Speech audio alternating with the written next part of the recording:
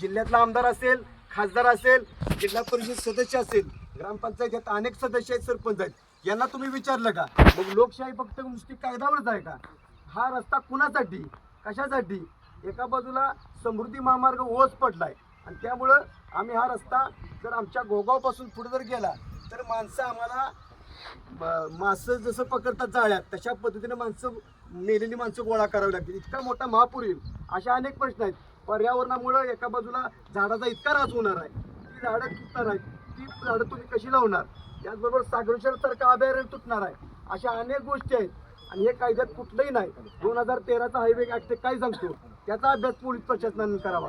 आम्हाला कोणत्याही पद्धतीची नोटीस नाही आणि आज तुम्ही आमच्या शेतामध्ये आलाच कसं? आमच्या शेतावरती, आमच्या सातबाऱ्यावरती आमचं नाव आहे, मग आमच्या जमिनी हक्क आमचा. अशा भूमिका आहेत.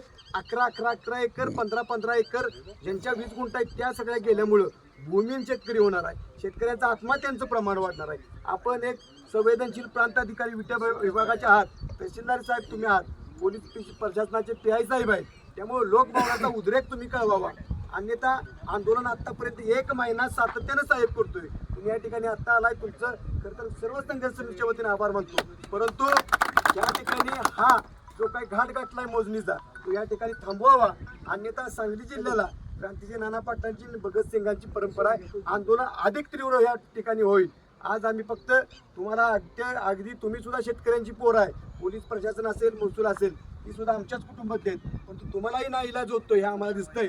परंतु आमचं आंदोलन कुणालाही शत्रुत्व घेण्यासाठी नाही, आमची काळ्याही वाचवण्यासाठी आहे.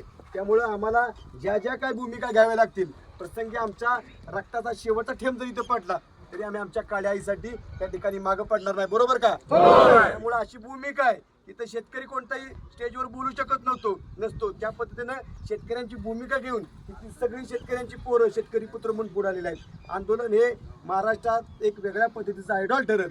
पालकमंत्र्यांनी सांगितलं शक्तीपीठच्या बाबतीत समझोता करू, पण पालकमंत्री कुठल्याही शेतकऱ्याला भेटायला आले का? अजिबात आलेले नाहीत. हा कोणत्याही पक्षाविरुद्ध, कोणत्याही नेत्याविरुद्ध किंवा कोणत्याही अधिकाऱ्यांच्या विरुद्ध आमचा हक्कच नाही. परंतु जे काय तुमचं चाललंय सातत्यानं आम्ही 1 महिना झालं सांगतोय, पण आजच आम्ही त्या आंदोलनाला आलो का? 1 महिना विट्यात ती सभा घेतली, 1 महिन्यात नेवरी नागेवाडीपासून गोगावपर्यंत चालत गेलो, पायाला आमच्या फोड आलं, बायकाने आम्हाला ताटं घेऊन ओवळलं. मग शक्तीपीठ करावं म्हणून कुणी बायकाने ओवळलं का? ह्या सगळ्या भावना तुम्ही सांगा. अशा सगळ्या भावना आहेत. पालकमंत्र्यांनी शक्तीपीठ महामार्गावरती एक संवाद दौरा करावा, मग त्यांना ही सगळी भूमिका कळेल.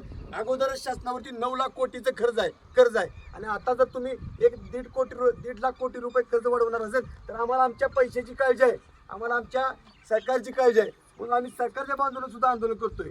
परिसरातला नागेवाडी कारखाना आहे, सोनेरा आहे, क्रांती आहे, अनेक कारखाने झालेत.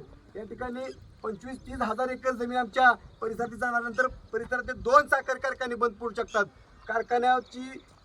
कारखान्याला ऊस कमी आल्यामुळं इथली रोजंदारी सुद्धा कमी होऊ शकते. असे सगळे परिणाम आहेत.